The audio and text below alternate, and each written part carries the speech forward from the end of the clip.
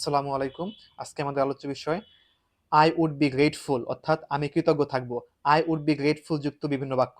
যেমন I would be grateful for your advice আপনার পরামর্শের জন্য আমি কৃতজ্ঞ থাকব।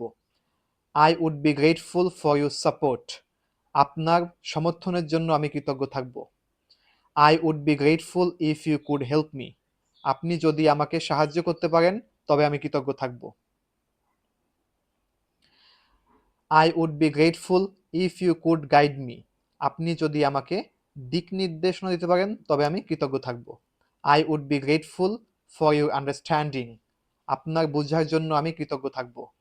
I would be grateful if you could wait a moment আপনি যদি একটু অপেক্ষা করতে পারেন তবে আমি কৃতজ্ঞ থাকব। I would be grateful if you could explain this আপনি যদি এটি ব্যাখ্যা করতে পারেন তবে আমি কৃতজ্ঞ থাকব। I would be grateful for your patience আপনার ধৈর্যের জন্য আমি কৃতজ্ঞ থাকব।